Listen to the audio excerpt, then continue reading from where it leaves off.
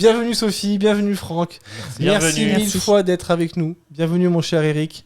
Comment ça va Eric ? Très bien, et toi ? Impeccable, impeccable. On est ravis de recevoir Franck et Sophie qui vont nous parler d'un sujet très intéressant. Ouais. Un sujet qu'on évoque rarement en France parce qu'on est un peu timide. On parle que de croissance, de chiffres, mais des chiffres, mais il faut pas trop en parler parce qu'il faut pas non plus gagner trop d'argent, etc., etc.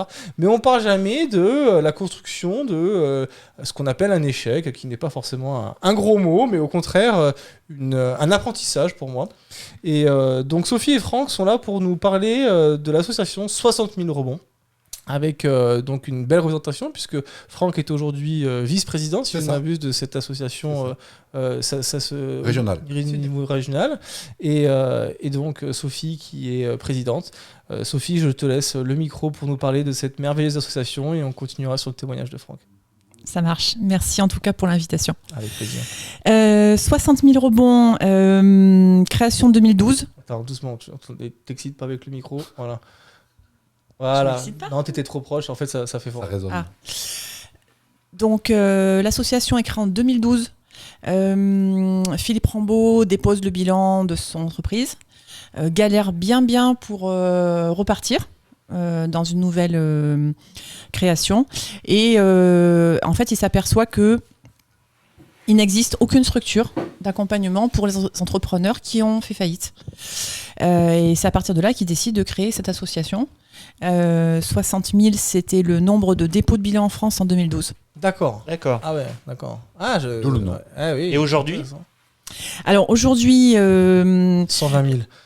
On a doublé On a eu de la croissance.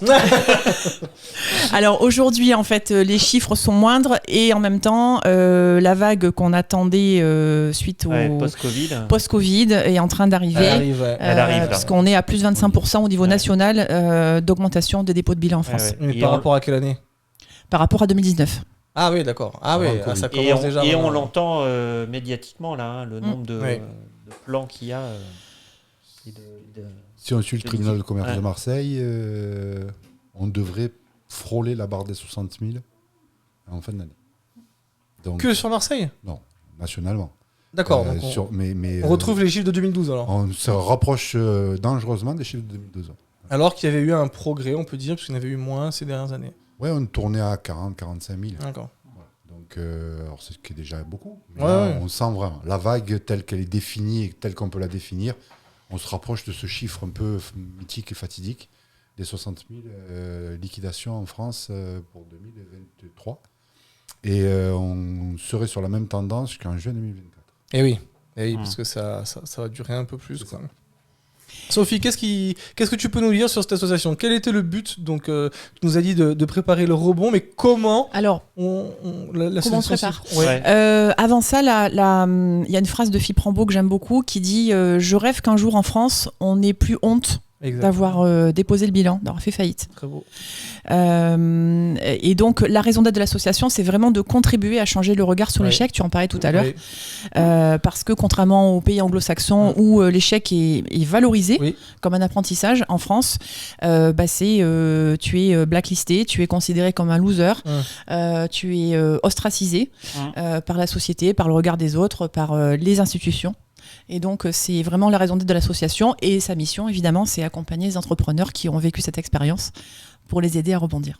Donc, tu as vraiment une double sortie, en fait. Hein. L'entrée, c'est la liquidation ou le redressement de ta boîte en tant qu'entrepreneur. Et la sortie, elle est double. Hein. Elle est non seulement d'un point de vue global, et en plus d'un point de vue aide aux dirigeants qui va avoir besoin, qui va se sentir encore plus seul qu'avant, le dirigeant qui est déjà pas mal seul, c'est ça. Mais là, il va être encore plus seul parce qu'il va perdre ses repères. Donc, Franck, tu nous feras un petit témoignage tout à l'heure. Qu'est-ce qui a fait que tu as rejoint cette association, Sophie ? Alors, j'ai rejoint cette association parce que déjà, la raison d'être de l'association me parle beaucoup, contribuer à changer le regard sur l'échec. Moi, j'ai toujours fonctionné sur du test and learn. Je suis c'est dans mon ADN et donc pour moi l'échec c'est une expérience et c'est comme ça qu'on apprend. Donc déjà ça me parlait beaucoup et puis en fait j'ai mis à profit mes compétences de coach professionnel au départ. D'accord. Donc j'ai accompagné pendant 3 ans des entrepreneurs dans l'antenne de Toulon à l'époque.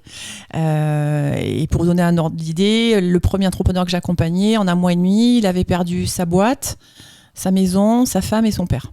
Oh putain. Ouais, donc c'est lourd de conséquences, quoi. C'est lourd de conséquences et ce qui se passe en fait bien souvent, c'est que les entrepreneurs déposent trop tard le bilan. Ouais. D'accord. Et donc ils se retrouvent dans une précarité absolue, outre tout ce qu'on vient de dire sur le regard qu'on porte sur eux, mais voilà, sur l'aspect économique et financier et humain, ils se retrouvent dans une précarité totale. N'ayons pas peur des mots, hein. T'as pas le droit au chômage. D'ailleurs, il y en a qui ont cotisé. Hein. Moi, je suis salarié de ma boîte. J'ai longuement cotisé pour le chômage, alors qu'en fait, t'as pas le droit. Hein. T'es dirigeant salarié, t'as pas le droit au chômage, mais par contre, tu cotises. Faut juste faire une démarche pour qu'ils te l'annulent, mais faut le savoir, tu vois. Donc, tu as pas de chômage, tu as pas d'aide RSA. Enfin, quand je dis de chômage, c'est. Tu as droit juste au RSA. T'as droit au RSA quand même.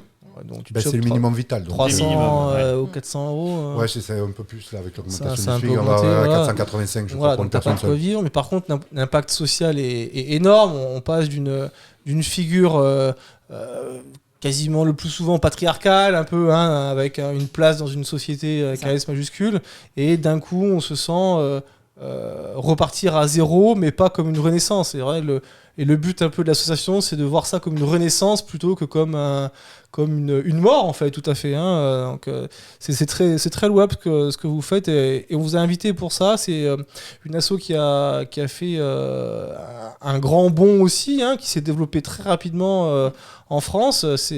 Alors, c'est bien et c'est pas bien, hein, mais c'est bien parce qu'il y a de moins en moins, moins en moins d'entrepreneurs qui sont seuls, qui sont laissés à l'abandon.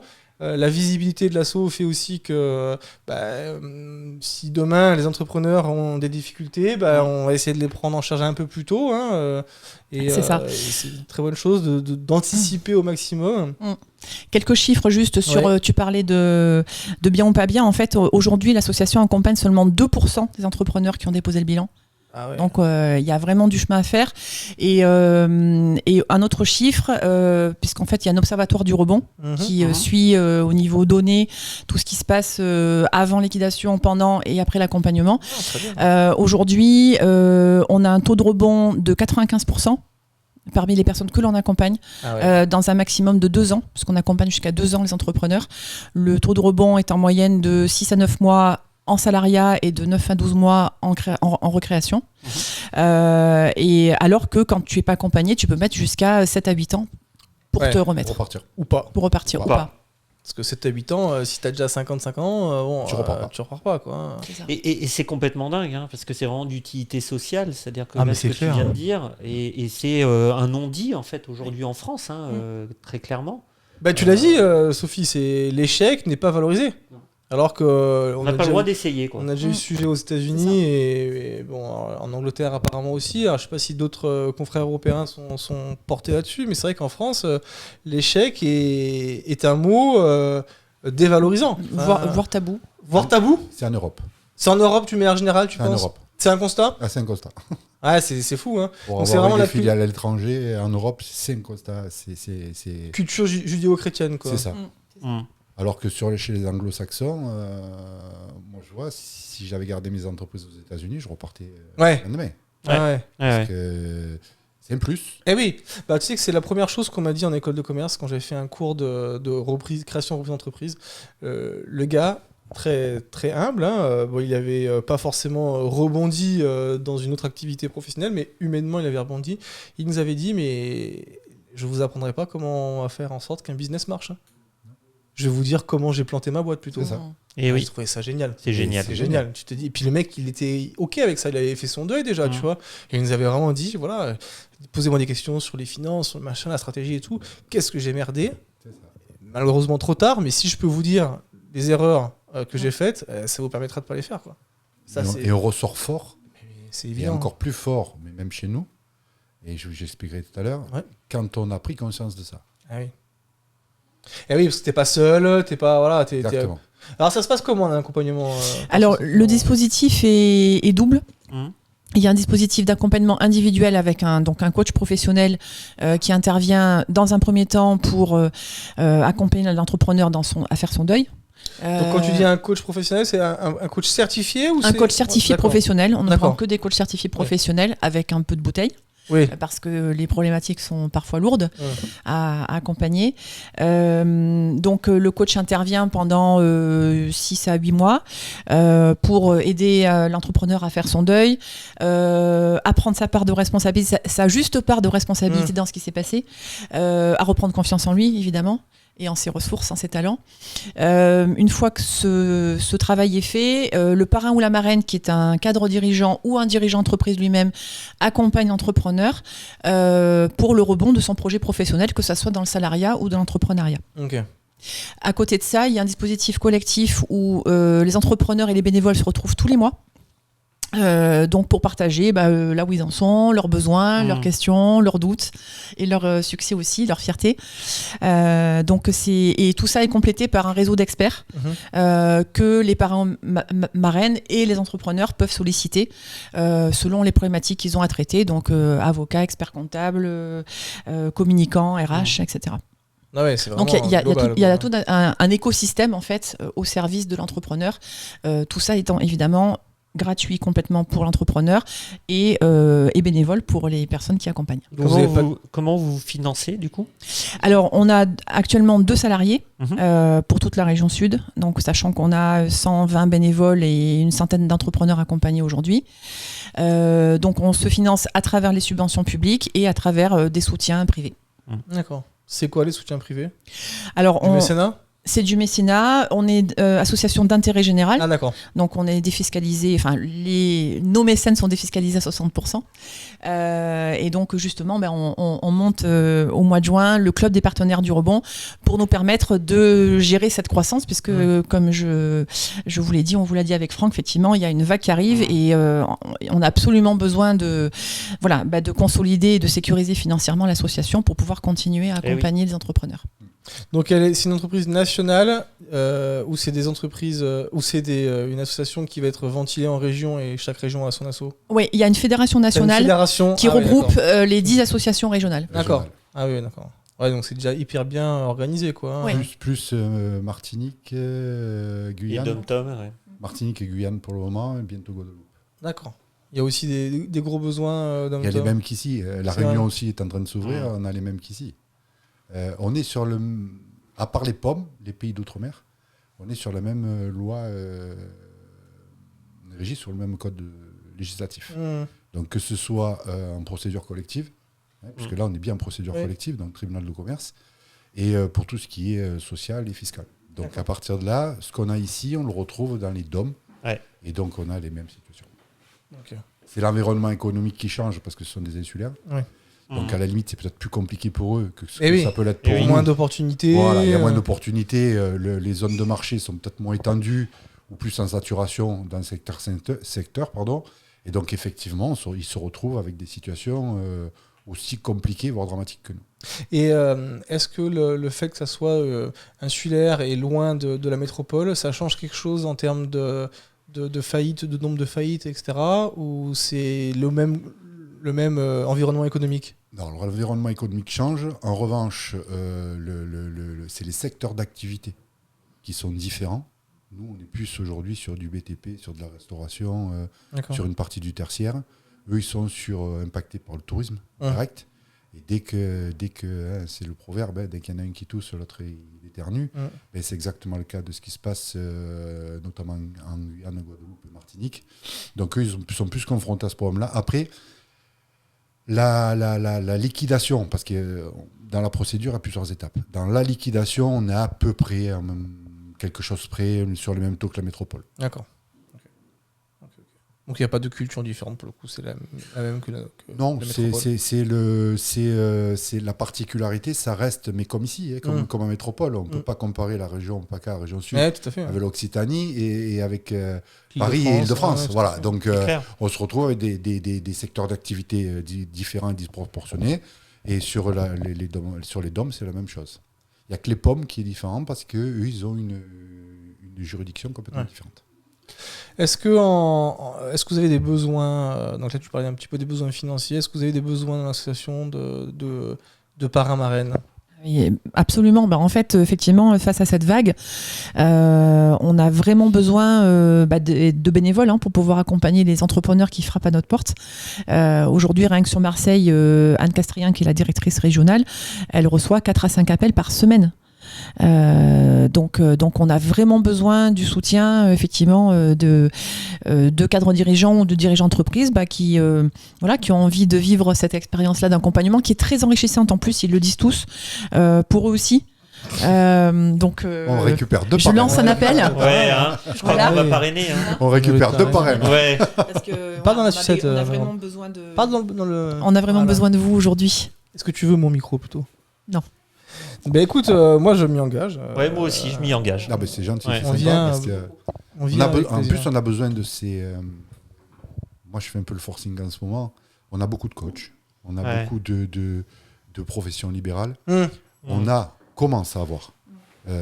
Alors, moi, je fais la différence entre le chef d'entreprise et l'entrepreneur. Oui. Alors, on a à la fois des chefs d'entreprise qui sont là, c'est des DAF, c'est des DG.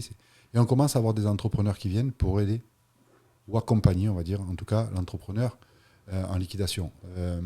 Et c'est important parce que on est encore, même si on a été liquidé, on reste encore dans le monde du travail, quel que soit l'âge. La moyenne d'âge qu'on a aujourd'hui, nous, en liquidé, en personne liquidée, en entrepreneur liquidé, c'est 50 ans.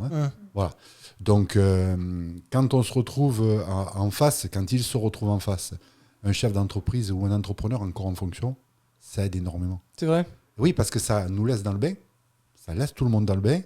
En même temps, ça permet à l'entrepreneur, au chef d'entreprise en face, de dire bon, j'apporte quelque chose en plus, malgré que j'ai la gestion de mes boîtes ou de ma boîte ou de mes équipes.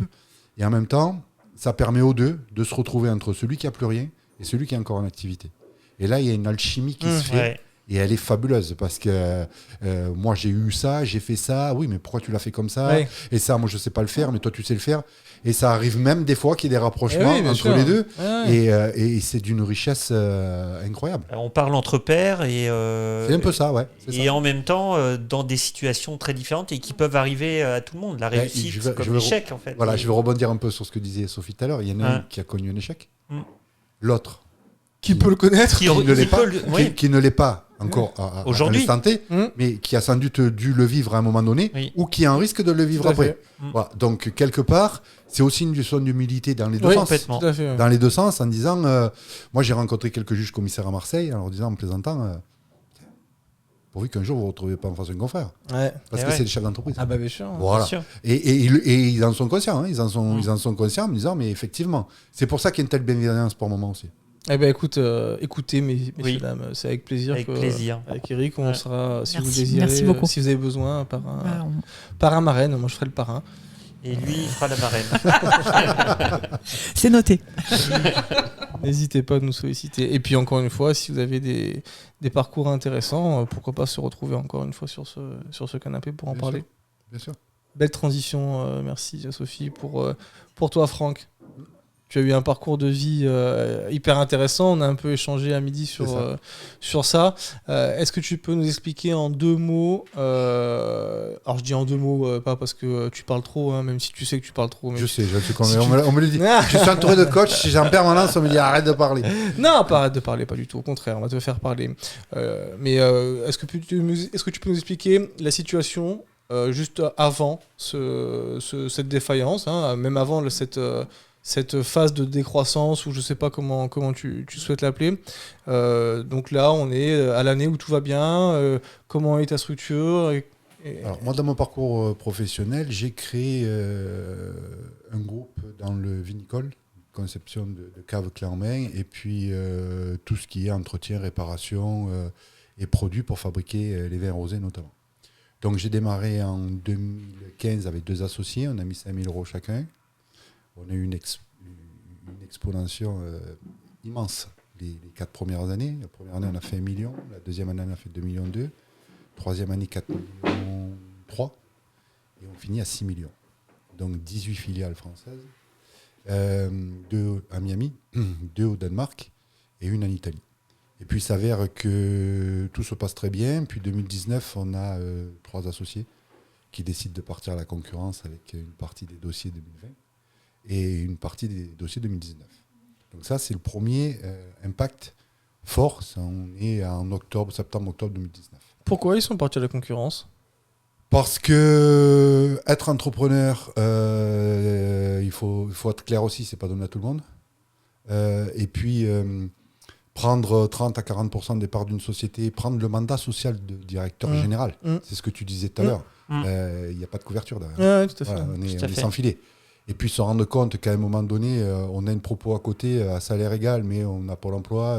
En étant salarié ? Et en étant salarié. Donc qu'est-ce qu'on fait ? On regarde même pas qu'on est actionnaire, qu'on est actionnaire déjà, et on regarde encore moins qu'on est mandataire social.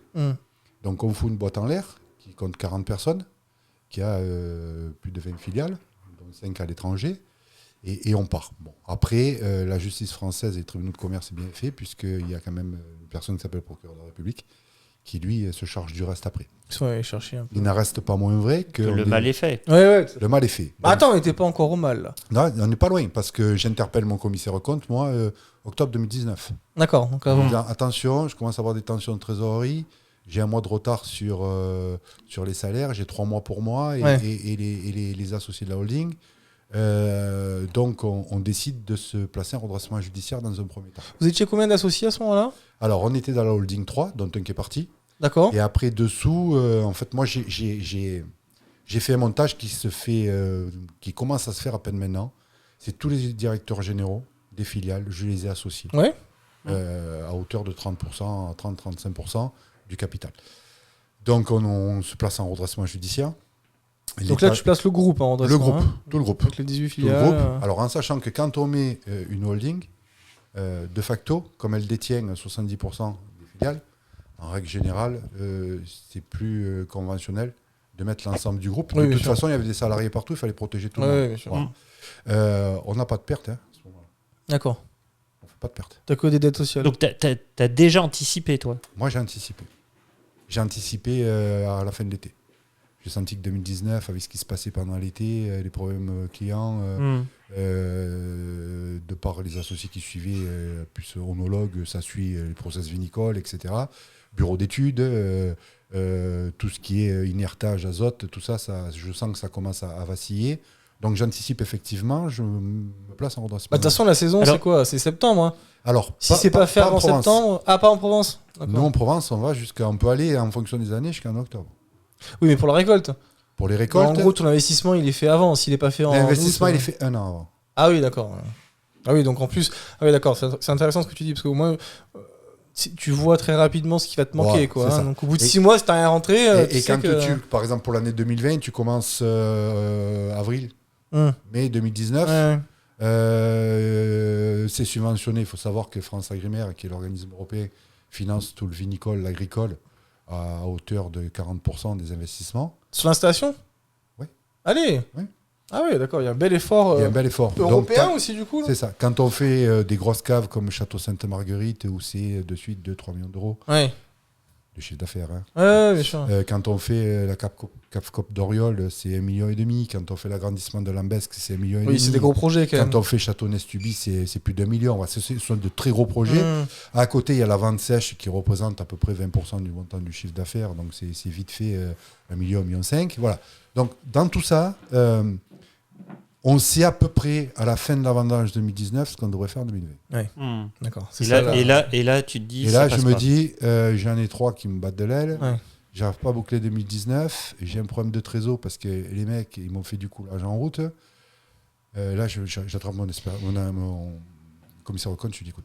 Et alors, tu as parlé de redressement, mais pour les auditeurs, est-ce que tu peux expliquer ce que c'est que le redressement ? Alors, le redressement judiciaire, alors, il y a alors, ça va plus. Avant, même avant. En fait, il y a 2 parties dans la procédure collective. Il y a une partie dite amiable, qui s'appelle mandat ad hoc, qui est muet, c'est-à-dire qu'il n'y a que le tribunal, l'entrepreneur, et 1, voire 2, voire 3 créanciers qui sont ces microcosmes, où on fait un étalement, on permet à l'entreprise et à l'entrepreneur de souffler et de réétaler. En gros, tu as 3-4 fournisseurs avec des grosses dettes dessus. Tu commences à avoir des dettes. Il ne faut pas être en cessation de paiement. Oui. Voilà, il ne faut pas être en cessation de paiement. Tu commences à avoir des difficultés, donc tu anticipes. Retard de paiement. Mais non, retard de paiement, c'est une cession de paiement. En fait, quand tu gères, tu sais que si tu vas avoir un creux de trésorerie qui va te tomber, un remboursement d'emprunt, un truc, il vaut mieux aller de suite. Et là, c'est vraiment un appel. Et oui, il faut aller vite. Aller de suite au tribunal de commerce.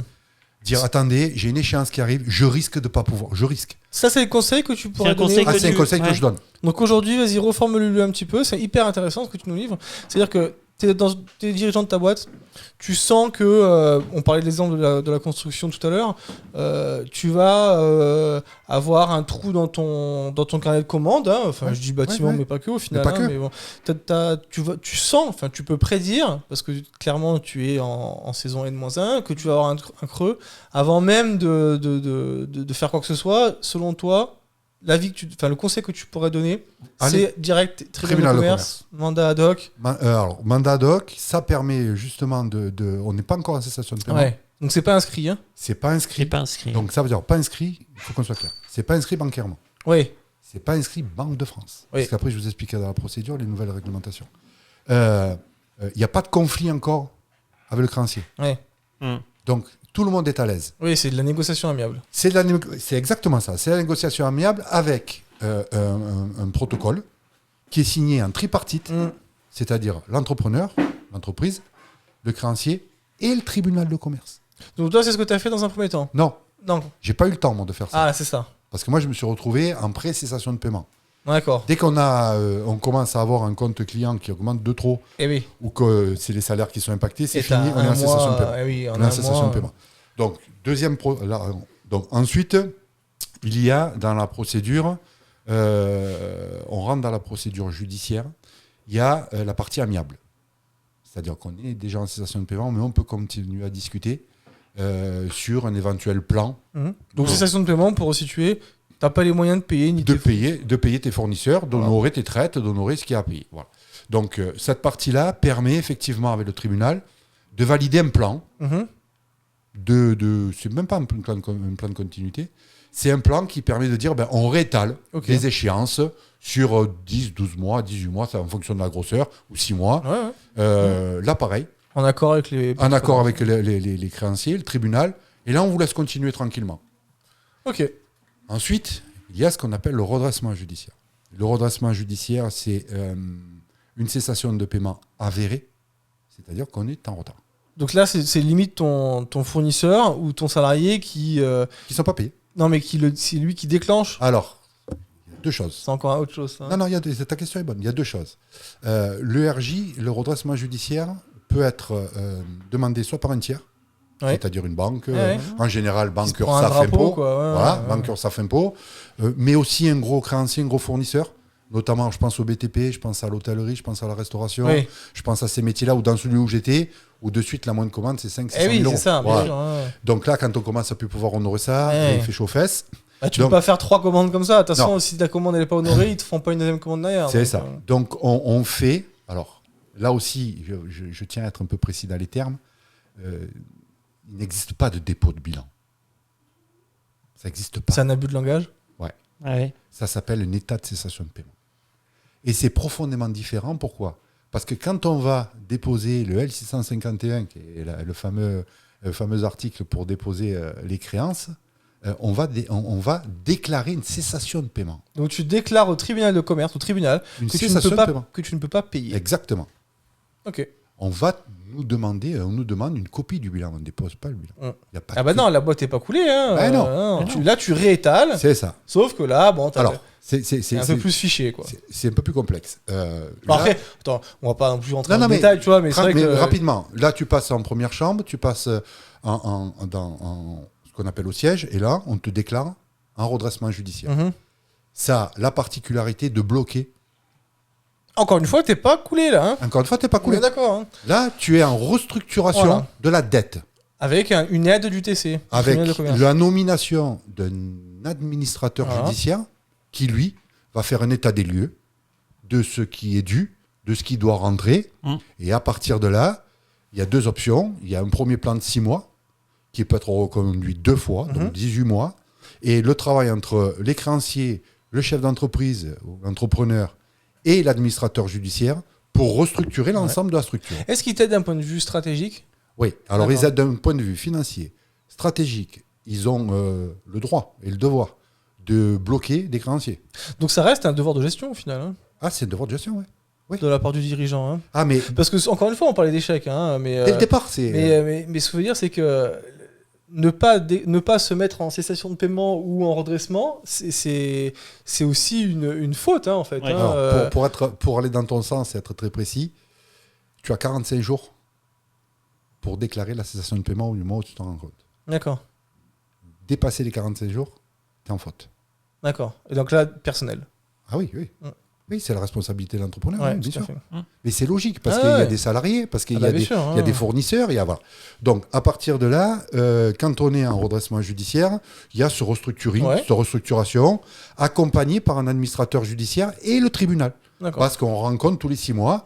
Alors, il faut savoir qu'au tribunal, quand on passe à chambre, il y a un président de chambre, il y a 2 assesseurs, il y a quelqu'un qui s'appelle le procureur de la République, il y a un administrateur judiciaire, on vous nomme systématiquement un mandataire judiciaire, sait-on jamais, et un juge commissaire, et les greffes. Donc, c'est complet, tout l'environnement du tribunal de commerce. Et alors, toi qui l'as vécu, tu as vécu les RJ là, Oui, j'ai vécu c'est un moment qui rassure.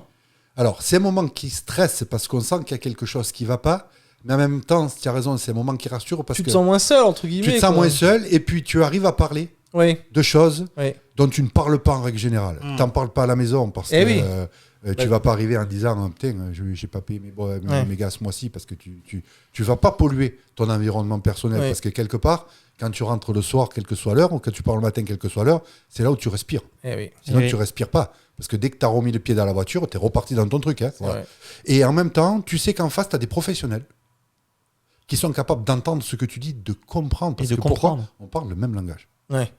Quand on dit j'ai un BFR, un besoin de fonds de roulement qui est dégradé pour telle et telle raison, on sait qu'en face, on a soit un avocat, soit un expert comptable, parce que les administrateurs, mandataires judiciaires ont cette formation-là, qui comprend ce qu'on dit. Et là, c'est beaucoup plus simple. Donc là, tu es dans une phase, toi, tu as déclenché ça très rapidement, hein, tu te retrouves devant cette chambre. Moi, je suis passé le 13 novembre 2019, pour être très précis. J'ai été, on a fait un premier point avec l'administrateur judiciaire, et on s'aperçoit, les impôts nous devaient 200 000 euros de TVA. Ok. Les impôts facile. Oui, des impôts déclenchent débit crédit. Hein, mais ils déclenchent un contrôle fiscal pour bloquer. Bien sûr, classique aussi. L'administrateur judiciaire, qui est quand même assermenté, fait une mise en demeure de paiement, on ne l'écoute pas. Et on arrive le 18 décembre et le juge et le procureur me disent monsieur Pizarra, ça ne passera pas parce que les salaires de décembre ne passent pas. On vous liquide. Mais tu n'avais pas touché la TVA? Non. Il ne t'avait pas remboursé encore la TVA? Non, mais on ne m'a jamais remboursé la TVA. Quelle est la part de responsabilité de l'État là-dedans? Dans mon cas, important. Parce que si on avait eu ça... alors, on déclenche deux. Elle déclenche 2 contrôles fiscaux. Celui de l'entreprise du groupe et le mien personnel. Ah oui, c'est pas rigolo sinon. Mais on le dit ça, qu'il ne faut pas rouler en Porsche quand on n'arrive pas à payer le salaire.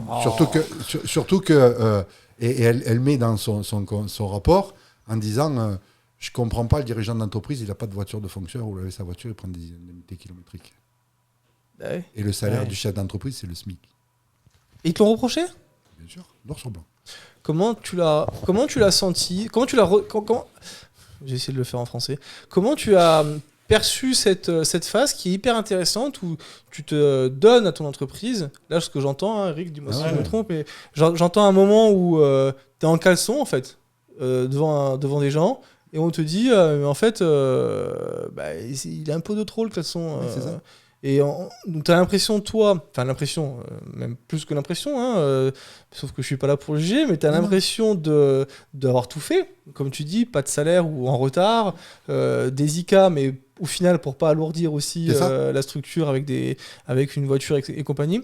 Et derrière, limite, on te le reproche. Quoi. On me le reproche, ouais. C'est quoi ton sentiment à ce moment-là? Tu as le sentiment de justice sur le moment, mais en même temps, quand tu as 40 salariés à protéger, c'est pas grave. Tu penses pas à ça. Ouais. Tu dis, c'est pas la priorité. Je réglerai après. Ouais, d'accord. Ouais. À tel point que quand on passe le 18 décembre pour être liquidé, je refuse la liquidation. Ah, tu peux refuser? Non. Mais toi, oui. Mais toi, oui. Mais quand tu arrives avec... On a Marseille, hein. Dans le droit marseillais, on peut. C'est ça. Quand tu arrives avec les représentants des salariés, parce que quand tu as 40 salariés, il y a des représentants de salariés qui sont nommés. Il me restait un associé dans la holding qui m'a accompagné quand même. et que je dis au président, normalement, il faut savoir que ça dure un quart d'heure au siège. L'entretien. Au bout d'1 heure et quart, ils m'ont mis dehors. Et c'est dans les annales du tribunal de commerce, c'est rarissime que le président de chambre se lève avec ses 2 assesseurs, disent à l'administrateur judiciaire, au procureur, non, on ne va pas vous suivre, on lui donne jusqu'au 8 janvier 2020. Ah oui, parce qu'en fait, ils reconnaissaient qu'ils avaient merdé, en fait. Hein. Non. Il a compris que je ne me battais plus pour moi. Ah ouais, d'accord. Que je me battais pour les salariés, parce que quand vous êtes liquidé, c'est un instant T. C'est-à-dire que quand on sort de la chambre, on n'existe plus. Ah bah oui. D'accord ? T'as plus les clés. Là, on passe chez le mandataire judiciaire. C'est là où c'est important. Et le mandataire judiciaire, lui, il est là pour défendre les créanciers. Donc, il y a ce qui s'appelle, et le droit français là-dessus est bien fait, pour les salariés, il y a un fonds de garantie qui s'appelle l'AGS, qui vient et qui paye les salaires. Je ne me voyais pas le 18 décembre, je ne me voyais pas le 25 décembre, 26 décembre, avec mes 40 salariés, chez l'administrateur judiciaire, à dire, bon, ben, ça passe, ça passe pas, parce qu'il y a Noël avant, il y a jour de l'an après. C'est des gens qui ont des familles, qui ont des enfants, donc je me bagarre comme un beau diable. Je pense que le président de chambre comprend. Il me renvoie, il me dit il me faut un plan de trésorerie validé par l'expert comptable. L'expert comptable avait disparu depuis un moment. Je dis ça va. Et j'ai l'aide de l'administrateur judiciaire qui m'envoie chez lui, qui me dit écoutez, votre plan à vous, c'est un plan d'entrepreneur, votre plan de trésor. Nous, on a un modèle un peu différent. Il me fait aller le 18 dans son cabinet pour récupérer le modèle. Et là, je les ai appelés le 24, le 25, le 26, le 27, le 28, le 29, le 30, le 31, le 1er, le 2, le 3, le 4, le 5, le 6, le 7. Personne. Si, vous me répondez. J'ai dit, j'ai fini, mais je ne peux pas le faire valider par expert comptable. On ne peut rien faire. Ah, parce que l'expert comptable, pas donc, j'arrive le 8, je demande, moi, la liquidation, pour une bonne raison, une raison bien simple, c'est que, là aussi, tu penses qu'aux salariés, parce que sinon, c'est un 40, hein, voilà. T'as réussi à les payer au mois de décembre ? Alors, au mois de décembre, on est arrivé à faire des bouts. D'accord. Des bouts. Et après, c'est passé sur la GES, donc c'est passé dans le passif du groupe. Et là, à ma grande surprise, j'ai le procureur qui me remercie d'accepter. Et à ma deuxième grande surprise, j'ai l'administrateur judiciaire qui dit j'ai jamais vu ça. Et il m'a emmerdé même le jour de Noël, le jour de l'an. Mais ça, c'est quelque chose. Alors, s'il y a un message à faire passer, même si c'est difficile, même si c'est compliqué, même si on prend des coups, parce que des coups, on en prend. Bien sûr. Quand on a du personnel, on a le devoir de les faire passer à là. Moi, tous ceux que je connais, on fait tous la même chose. Donc, quand, pour rebondir sur ta question de tout à l'heure, quand je reprends, une fois liquidé, le 8 janvier, quand je reprends le contrôle fiscal, effectivement, tu as envie d'aller au SIE et de voilà. Mais tu t'en fous, en fait. Non, là, tu as un administrateur judiciaire qui t'attrape et qui te dit venez voir, d'abord, vous allez souffler un peu. Ouais. Voilà. Un mec humain. Ouais, très humain. Mais la procédure est humaine. Hein. Attention, le tribunal de commerce est hyper humain. C'est important de le dire. dire. Hyper humain et bienveillant. Et il me dit, je lui dis, maître, il faut que j'aille voir mon médecin parce que ça ne va pas. Donc, je demande une hospitalisation en HP. Je fais un gros burn-out. Je reste 7 semaines. Couché. Non, tu n'es pas couché. Tu es en hôpital psychiatrique quoi, avec un peu de tout. On te balance sous antidep. Et là, moi, au bout de 15 jours, je suis revenu. Alors, il est considéré psychiatriquement que tu reviens quand tu te refixes des objectifs. Donc, je me refixe 3 petits objectifs. Là. 1, c'est de chanter. 2, c'est de faire la batterie. Et 3, c'est de reprendre du sport par la boxe. Donc, 7 semaines après, on me laisse sortir en plein confinement. Je suis sorti de là. J'étais à côté de Saint-Tropez. Je dis, mais qu'est-ce qui se passe ? Le monde s'est arrêté. Et t'avais pas suivi, du coup ? Mais non, on était renfermé dedans. Je prends la voiture, je fais... Tu te fais arrêter par les flics.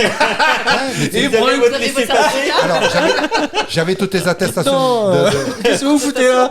J'avais toutes les attestations. Je traverse tout le Var. Je passe devant mes anciens clients, Château Sainte-Marguerite et tout. Je dis, moi, je vais m'arrêter, c'était tout fermé. Eh oui. J'arrive à Marseille, un désert. Oui. Je rentre chez moi, j'appelle mes enfants, je dis ça y est, je suis rentré à la maison. Il me dit on peut pas se voir parce que pour le moment on est tous confinés, on bouge plus quoi. Je dis non mais quand même on peut. Non mais on sort pas. Et là, tu te retrouves seul chez toi. Seul une deuxième fois. Ouais. Et tu te dis attends, qu'est-ce que je fais là ? J'ai 2 options. Et on a tous 2 options. Et je dis ça pour après. C'est soit on subit, soit on se bagarre. Donc je sors de l'hôpital, j'ai fait 104 kilos. 3 mois après, j'en fais 70, 75. Je reprends le sport, je change d'alimentation. Et l'administrateur judiciaire, le mandataire judiciaire, que je remercie encore au passage aujourd'hui, me donne le nom d'une association qui s'appelle 60 000 rebonds. Ah, c'est lui qui te fait rencontrer. C'est lui qui te fait rencontrer. Et comme j'étais confiné, machin truc, début juin, j'appelle Anne Castrien, qui est la directrice régionale aujourd'hui, et je lui dis, le tribunal m'a demandé l'administrateur judiciaire, mandataire judiciaire, elle me reçoit le lendemain, et là, on échange, bon, elle me dit pas de problème, donc elle m'explique tout ce que Sophie vient de vous expliquer, puis elle me dit, ça t'ennuie de faire, on a une émission de télé à faire, ça t'ennuie de faire l'émission d'Élise Lucet Moi, non. 4 mois de tournage, à expliquer qu'est-ce que c'est que l'impact du Covid, parce que en même temps, en janvier 2019, j'ai des fournisseurs italiens que j'appelle en disant, bon les gars, nous on a une partie qui est tombée, l'autre non, et il me dit, de toute façon, nous on a la grippe ici, on est tous confinés à la maison. Ah ouais, donc en fait... Ouais.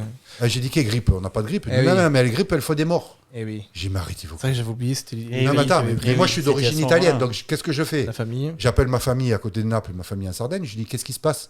Elle me dit, je sais pas, il y a une espèce de virus, une bronchite. Ça meurt à tour de bras. Je dis, mais vous rigolez ou qu'on ne meurt pas d'une bronchite? Puis, moi, je pars à l'hôpital et on nous annonce qu'il y a un truc qui s'appelle le Covid et qu'on en meurt. Et là, tu te dis, putain. Donc, j'appelle les 2 boîtes qui m'ont resté en Occitanie. Et je dis, les gars, comment on fait? On me dit, il y en a un qui est décédé. Et moi, je ne sais pas quoi faire parce que les commandes n'arrivent pas. Et Franck, voilà. Je suis seul. Donc, j'ai dit, écoute, le proc m'a demandé d'arrêter, on arrête. Ouais. Donc, cette période de Covid, je m'en sers pour me reconstruire. Je vois l'association. Je fais l'émission d'Élise Lucet en prime time.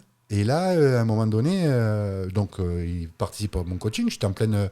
Parce que moi, j'ai la particularité d'avoir suivi tout le programme. Dans les 2 ans. J'ai été coaché et j'ai eu un parrain qui m'a suivi sur la partie... Pourquoi tu dis que c'est une particularité? C'est pas le cas de tout le monde, du coup?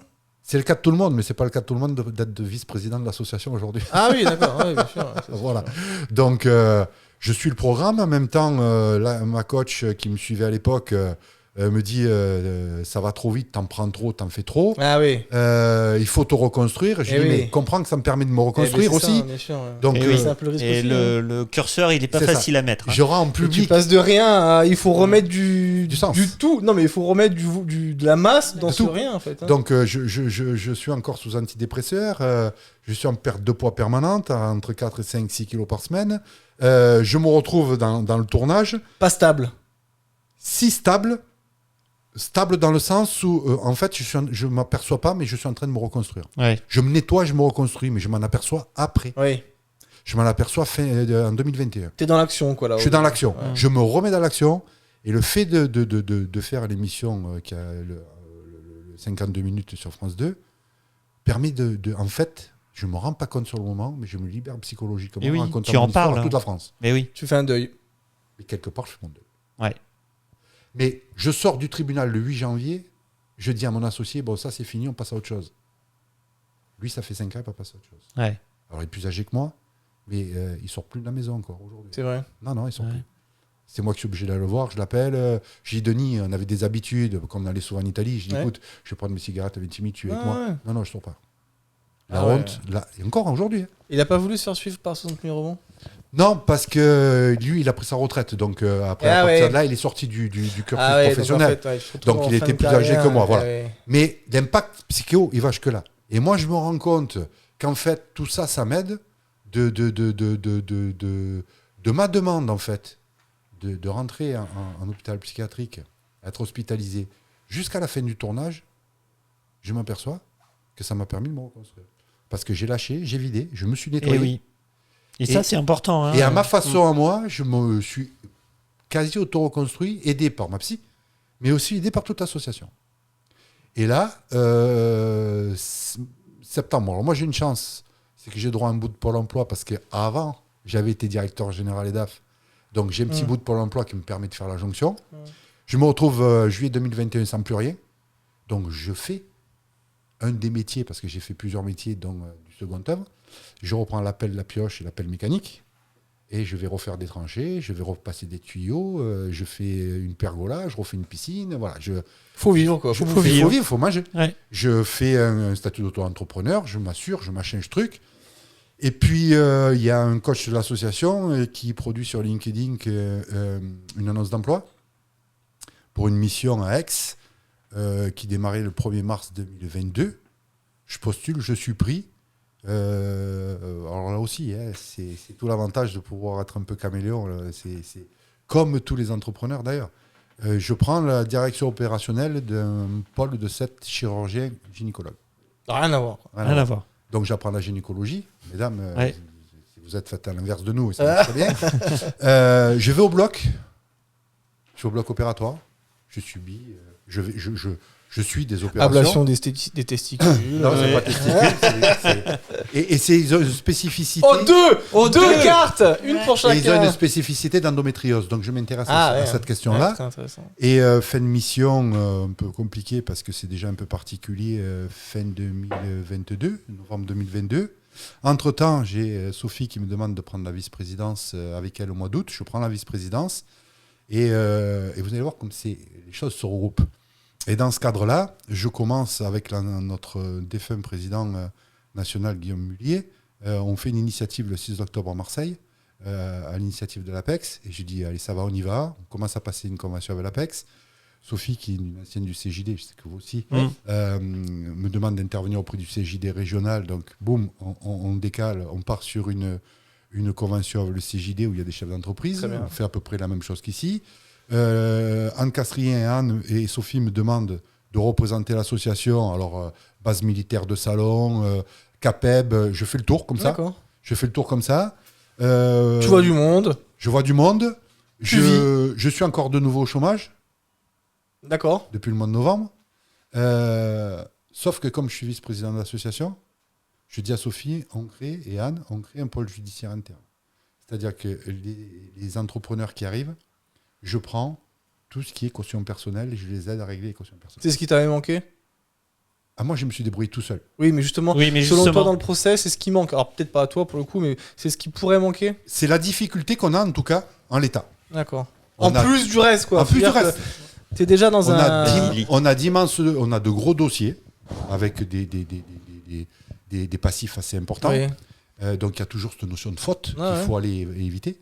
Et en même temps, comme je suis quand même un peu connu au tribunal de commerce, à force d'avoir gueulé, les machins, trucs, en permanence, les greffes de tribunal me connaissent bien. Et je travaille avec les entrepreneurs au banc. J'ai créé un partenariat pour l'association avec la banque de Lubac, qui est une banque spécifique pour les entreprises en redressement judiciaire ou en liquidation, mais pas que. Donc, on arrive à faire passer des dossiers. On permet aux entrepreneurs qui... Alors, pour votre info, quand on est liquidé, la banque, à titre perso, vous bloque et vous ferme les comptes. Sans déconner. On ferme les comptes. Mais alors, je me bats avec Franck pour que depuis 1 an et demi, ils disent mon entreprise a été liquidée. Alors, et vous voyez, la confusion d'identité. Et c'est pour ça que c'est aussi compliqué en France pour rebondir, parce que en France, l'identité personnelle et professionnelle est confondue, a fortiori quand on a son entreprise. Alors, t'as raison. Donc je le reprends à chaque fois. Je le fais. Je le fais. Tu l'as repris là. Non, mais elle a raison, parce que ça me permet d'aller au bout de ma démarche. Sauf que moi, je suis liquidé personnellement aussi. Ah, ils sont venus te chercher perso ? Ben non, mais quand tu te retrouves avec un contrôle fiscal à près de 300 000 €, quand tu te retrouves avec des cautions personnelles, parce que pour sauver la boîte, tu as fait un prêt perso, tu as donné une garantie pour une DAI que l'État devait... Tu regrettes ça ? TVA. Non, mais ça veut dire quoi ? Ça veut dire qu'il arrive un moment donné, je me retrouve avec 1 800 € par mois, et j'ai les impôts qui me bloquent le truc, tout le monde qui les huissiers à la maison, le machin, le truc. Donc je fais dossier de surendettement. Dossier de surendettement, rétablissement personnel. C'est pour ça que j'emploie pour moi personnellement, je suis en liquidation. Parce que je suis en liquidation personnelle. T'as vu comme il t'a feinté ? Il est malin. Non, mais il est très fort. Il est très fort. Et on s'aperçoit aujourd'hui que malgré tout ce qu'on est arrivé à faire en peu de temps, donc depuis le mois d'août ou de septembre avec Sophie et l'équipe en place, le nouveau board, on s'aperçoit encore que les entrepreneurs qui arrivent et qui sont en liquidation et en difficulté, ils se trimballent la même topographie que moi. Donc, moi j'en suis, parce que c'est moi qui les gère un peu plus, j'en suis à 5 en même pas un mois et demi. J'en suis à 5 dossiers de surendettement. Personnel. D'entrepreneurs qui vont aller en liquidation personnelle.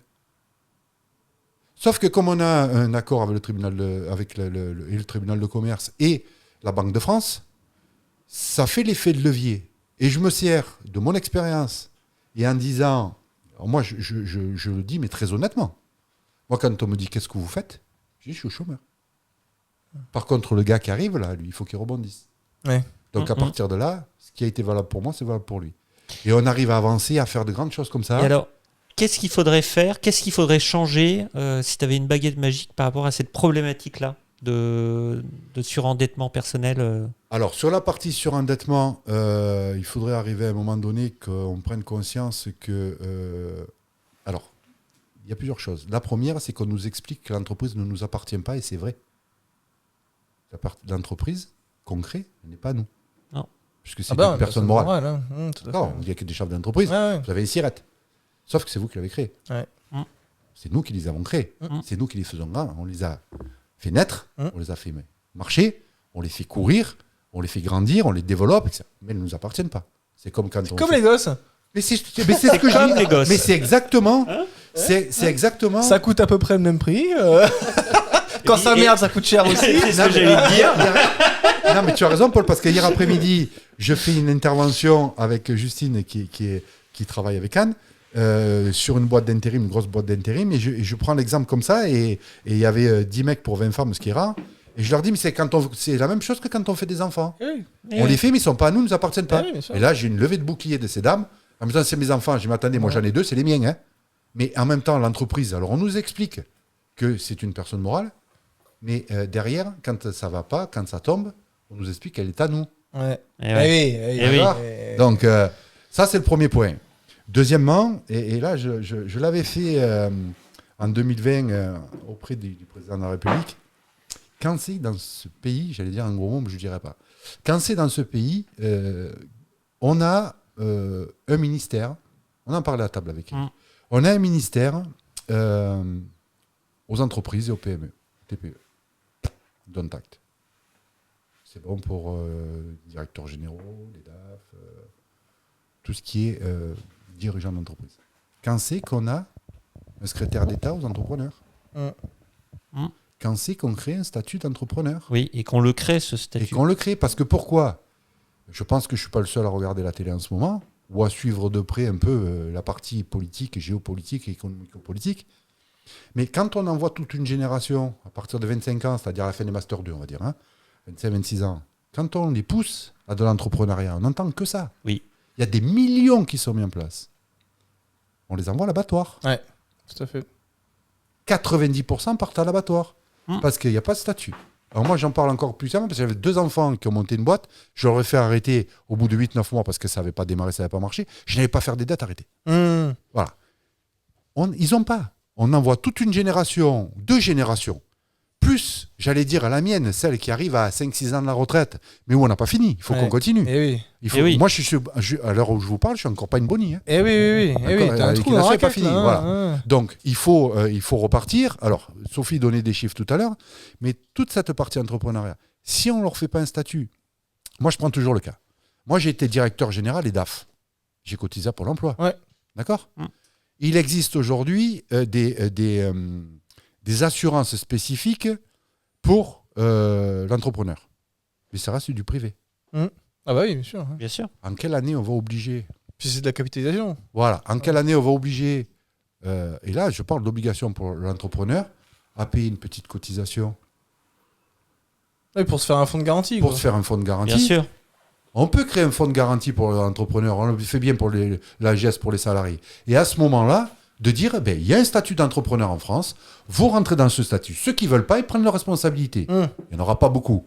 Mais en même temps, ça va permettre quoi ? Ça va permettre de répondre à la question d'Éric, c'est-à-dire qu'on divise ce qui est privé et perso. Il faut savoir une chose, on a eu un effet d'annonce colossal il y a 1 an et demi en disant, on ne prend plus le logement principal des entrepreneurs. C'est faux, hein ? Et la réalité, c'est pas celle-là. Non. On ne prend plus le logement des indépendants et de ceux qui sont en micro-entreprise. Artisan, micro-entreprise, auto-entreprise. Non, artisan, non, si tu as un SARL, on te l'apprend. Ah oui, non, mais artisan, avec le statut artisan, je parle. Voilà. Pas donc, statut société. Hein. Pas dès qu'on a un statut société, voilà, pour être clair, dès qu'on a un statut société, c'est saisissable. Ouais. D'où les divorces, parce qu'on met à l'abri, parce que oui, ça clash dans le couple, parce que on a parlé de ce que tu as fait tout à l'heure, il y en a beaucoup qui le font, c'est-à-dire que maintenant on crée une entreprise, et quand on se marie ou qu'on est déjà en couple, on réfléchit à dire on se marie, mais attends, on se met à l'abri. Quoi. Voilà. Dans les deux sens. Hein. Dans les deux sens, mais dans les deux sens. Et ça, s'il y a un message pour répondre à Rika, à faire passer, c'est celui-là. Arrêtez.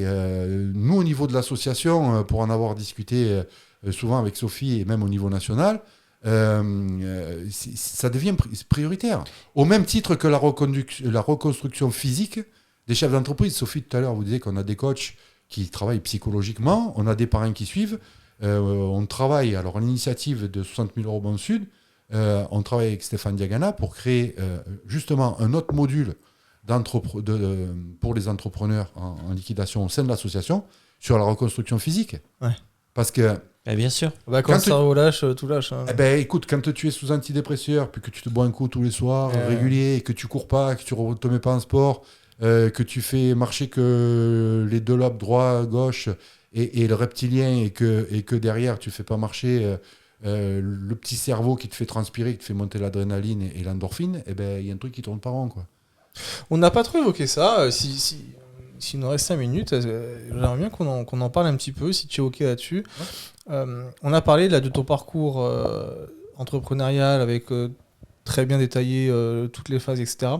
Moi, j'aimerais qu'on fasse un petit parallèle avec ta vie perso aussi, sur comment tu as vécu ça, comment tes proches l'ont vécu, quelles ont été les conséquences. Et encore une fois, comme tu l'as fait jusqu'à présent, quels sont les conseils que tu pourrais donner, et Sophie aussi à la limite, sur l'après, comment tu accompagnes, maintenant que tu le sais, comment Sophie accompagne, comment l'association accompagne, mais comment personnellement, toi, tu as vécu cette phase avec ton entourage proche, femme, enfant, amis.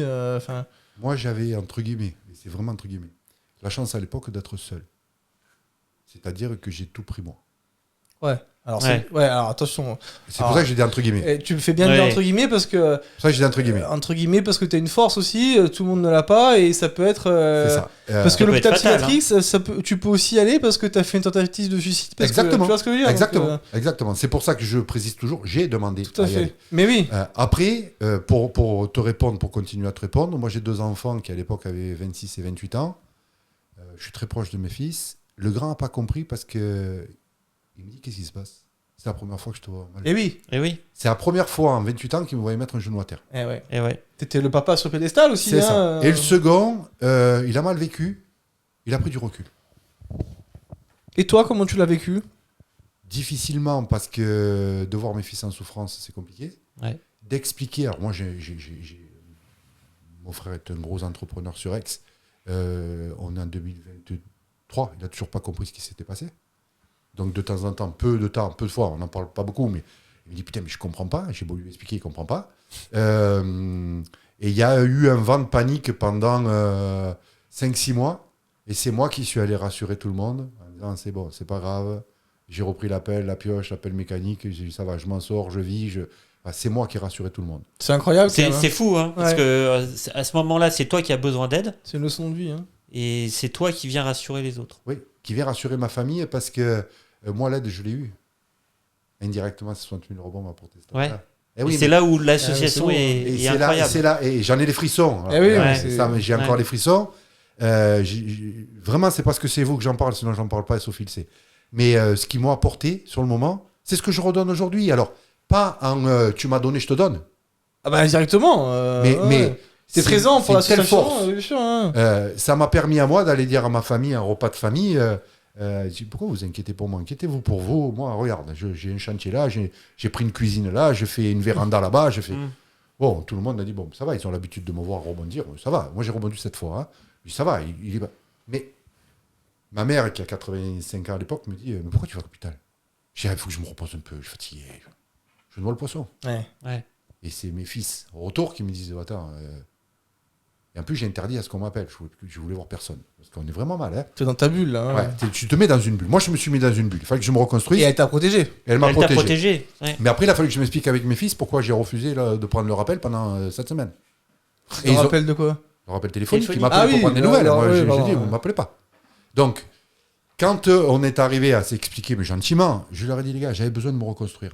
En plus, ils avaient travaillé un moment avec moi, ils avaient vu l'ampleur à l'allure où j'allais. Puis attends, c'est le seul moment de ta vie où tu étais seul en fait. Ouais.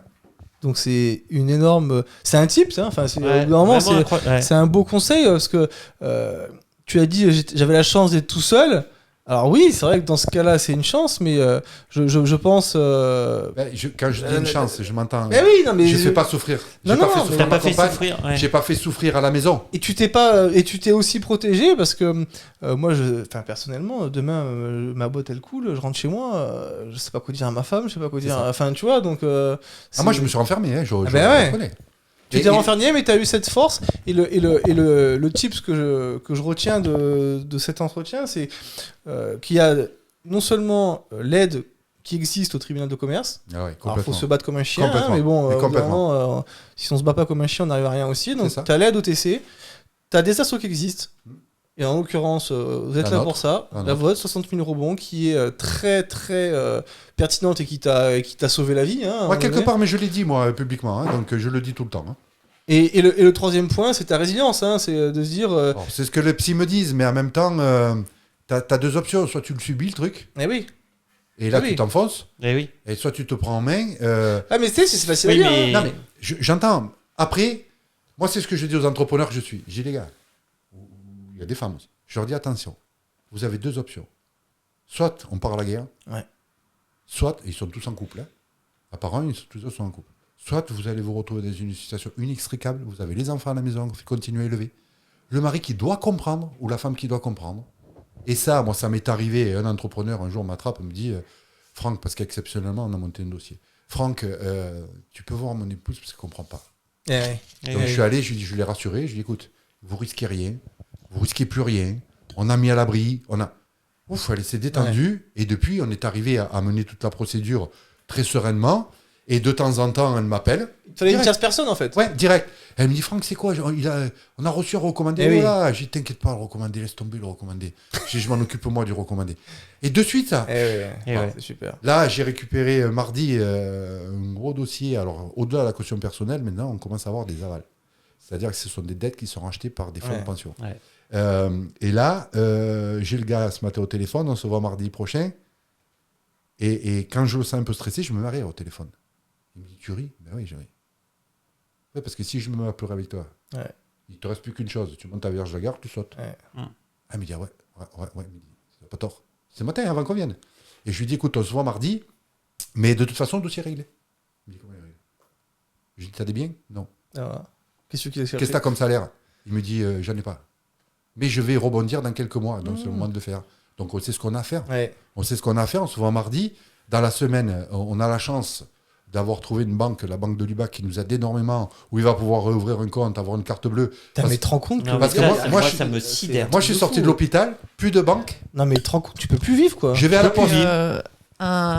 Hors de la société. Je vais à la poste. Hors la loi, hors la société. Je vais à la poste. T'es fiché, quoi. Ouais, j'habite à la Valentine. Je vais à la poste et je leur dis, il vous faudrait un compte. Ils me disent, vous êtes chez Banque de France, interdiction bancaire. Et je n'étais pas encore en liquidation perso. Hein. Et on me dit, vous êtes un note F. J'ai dit, même si je suis W, comment je fais pour payer loyer, quoi. Elle me dit, vous ouvrez un livret A. Alors, tout arrive, le peu de Pôle emploi que j'avais arrivé sur le livret A. Et tous les mois, j'allais faire la queue pour faire le chèque du loyer, pour donner à ma proprio. Donc tout devient compliqué. Et plus de carte bleue. Alors, va faire un plein d'essence, toi. C'est tout con, hein. Donc, à l'espèce. Donc, vas-y, le rebond, quoi. D'accord. Voilà. Et jusqu'à un moment donné, le conseiller m'appelle, il me dit, mais quelques mois après, il me dit, je crois que je vous ai trouvé une solution. On a une banque en ligne qui s'appelle la French Bank, hein, il faut le nommer. Et il me dit, là, vous pouvez. Et donc, je suis arrivé à retrouver avec une banque en ligne. Mais si j'avais connu la banque de Lubac à l'époque, j'aurais pas eu ces problèmes-là. C'est un beau partenariat que vous avez fait avec la Voilà. Hein. C'est ce qui me permet aujourd'hui d'amener des entrepreneurs qui ont été liquidés le mercredi ou le jeudi. On prend rendez-vous le lundi, ils réouvrent un compte, c'est arrivé, hein, Sophie est témoin, et ils ont une carte bleue dans la semaine qui suit. Ils récupèrent, ils vivent à peu près normalement. Ouais, c'est ce qui permet de te reconstruire. Aussi, en fait, à un moment donné, je me suis posé la question, moi. En fait, on te fout sur le banc de la société. Ouais, c'est ça. Pas assez que tu es en échec, on te pointe du doigt, ce qu'a expliqué Sophie en début d'interview. Mais en plus, on te met encore la tête dans l'eau. On te met encore la tête sous l'eau.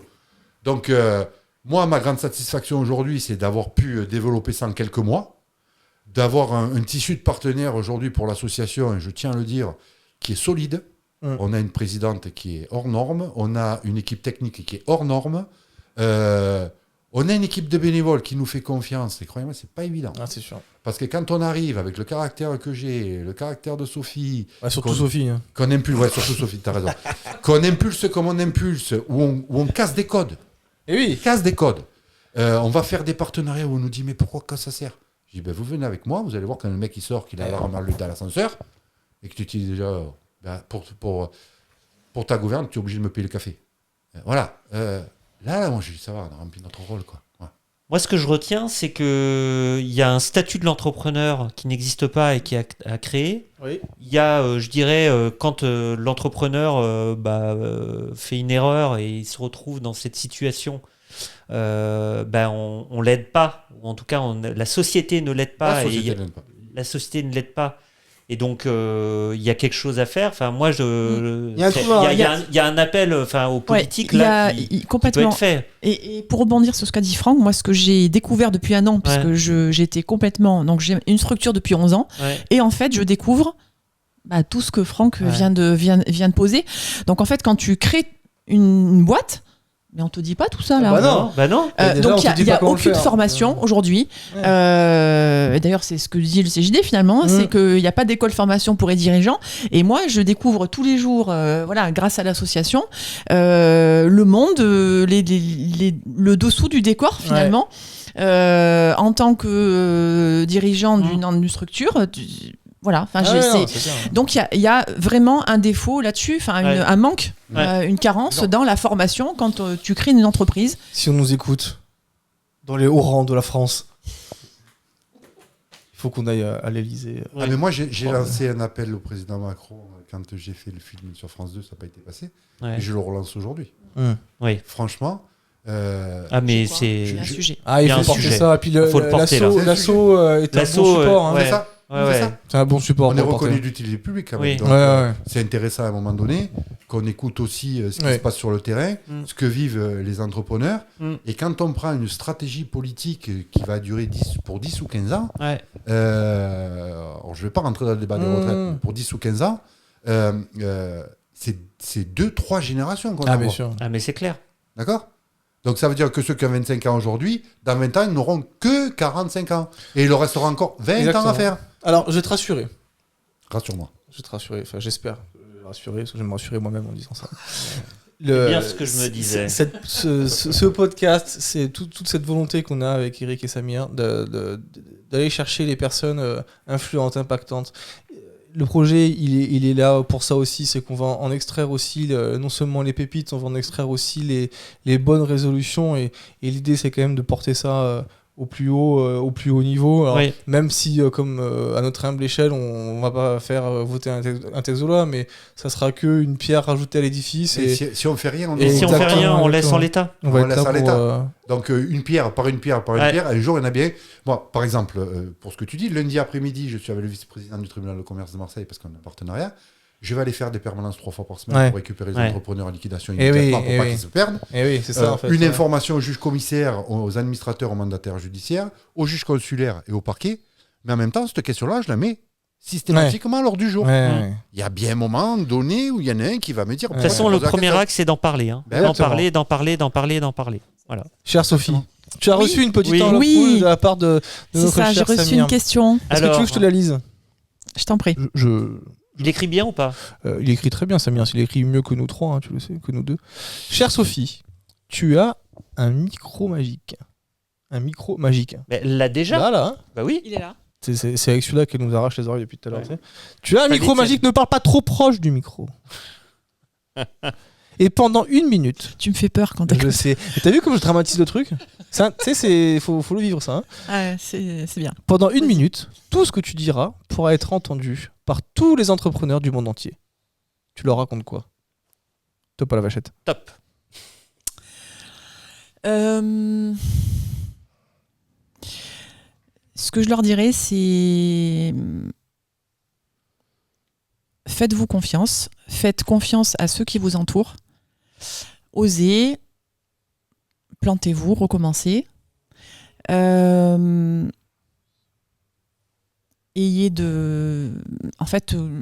fonctionnez avec le cœur, gouvernez avec le cœur.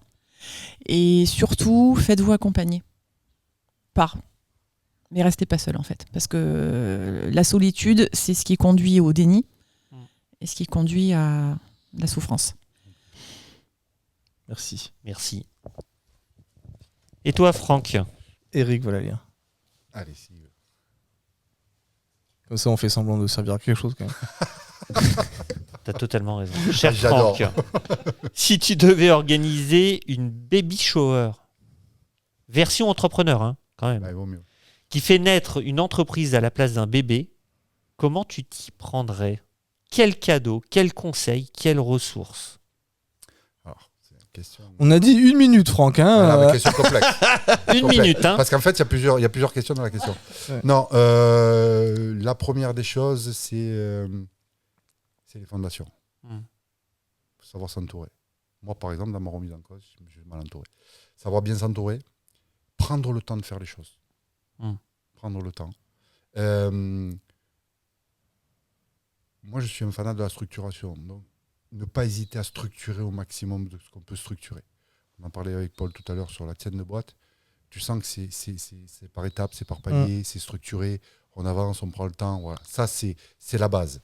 Et ensuite, conseil, c'est difficile de donner un conseil à un entrepreneur parce qu'on a tous nos visions des choses, mais il y a une chose qui est commune à tous, c'est la stratégie qu'on met en place ou les stratégies qu'on met en place. Comment on se voit quand on crée une boîte dans 3-4 ans, sur quel créneau, sur quel secteur, en fonction du créneau, du secteur où on est. Et la partie stratégique devient systématiquement le cœur. Ouais. C'est le cœur. Je partage largement. Voilà, c'est la responsabilité du dirigeant. C'est ça, c'est le cœur. Moi, je encore aujourd'hui, je vois des entreprises avec une stratégie un peu à la louche, comme on dirait chez nous. Ça me fait peur. Ça s'appelle la navigation à vue, quand on est marin. Ça va un temps. C'est ça. C'est ça en fait. Ça marche, mais quand il y a l'orage, le seul conseil que je pourrais donner, c'est faites une stratégie, ça ne suffit pas. Faites une stratégie directrice et faites 2-3 stratégies annexes qui peuvent vous permettre de secours pour donner cette souplesse à l'évolution de ce que vous voulez faire. Évitez le gros coup, travaillez sur le long terme. Oui. Mais c'est bien. On fait Copernic. C'est ce que et on nous a fait travailler là-dessus. Sur ces stratégies. Le one shot, c'est one shot, c'est une fois. Je dis ça pourquoi? Parce que on peut tromper 1000 personnes. Et on peut pas tromper 1000 hommes. Mais quand on est il s'appelle Eric Pilhomme. C'est une très bonne. Tu vois, quand on le sait pas, tu te dis c'est une vanne de merde. En fait, c'est une très bonne vanne. Mais tu vois, moi, les entrepreneurs, quand je les prends, quand ils arrivent, quand Anne m'appelle, en me disant Franck, il y en a 3, 4, 5 qui viennent d'arriver. La première des choses que je leur dis, quelle histoire on raconte sur quelle stratégie? Parce qu'on est encore dans l'entreprise. Et oui. On s'adresse comment au tribunal si on n'a pas de stratégie? Exactement. S'il n'y a pas une stratégie pour se sortir de la merde financière, de la merde à la maison, de la merde avec un tel. Voilà. Donc... Et quand tu parles de stratégie, c'est très bien ce que tu viens de dire. C'est pas que la stratégie de l'entreprise au final. Non, c'est tout. Oui, mais c'est important. Globale de ta vie. Exactement. C'est tout. T'as le reste qui va à côté, il y a la tout le famille, reste qui va à côté, la famille et tout. Et en fonction de la stratégie principale que tu mets, les répercussions que tu as derrière, elles peuvent être catastrophiques. Comme elles peuvent te permettre, ce que vous disiez tout à l'heure tous les deux, d'être porté quelque part par les siècles. C'est une très belle transition avec... on va avoir un dirigeant ce soir et c'est ce qui manque. Donc c'est une très belle transition à notre interview de ce soir. Et c'est la parole qu'on va prêcher. En tout cas, merci de nous avoir reçus. Merci à tous les deux. Merci vraiment pour... Arrête de parler trop fort, putain, j'arrive pas à parler du coup, mon micro il marche pas. Non, mais c'est moi qui vous remercie infiniment d'être venu nous voir. Merci Franck d'avoir déballé toute ton histoire. Ça me touche énormément. J'ai pris énormément de plaisir à vous recevoir. Vous portez une association extraordinaire. Tu me fais la chair de poule. Mais c'est vrai que je mesurais pas parce que moi je vous ai connu il y a quelques années dans une plénière du CJD. Puis on en a reparlé avec Sophie il y a quelques mois en plus avant que je te propose le podcast, je crois. Et c'est encore plus impactant que ce que je pensais. Et malheureusement, on n'en parle pas assez. Donc, Et ce que vous faites, moi, je vous remercie parce que, quel que soit ce que tu disais tout à l'heure, le niveau, ça a le mérite d'exister. Exactement. Et ça a le mérite d'être fait. Et ça a le mérite que nous, on puisse exprimer, raconter ses parcours de vie, ses tranches de vie dans une bienveillance hors norme. Eh ben écoutez, en tout cas vous avez récupéré 2 par 1 à minima. Un grand merci. Et c'est avec grand plaisir qu'on vous aidera. Et merci beaucoup. Et je vous dis à très vite. À très vite. À très vite. Merci beaucoup à tous. Merci. Merci beaucoup. Et on est presque à l'heure. 3h40. Sophie.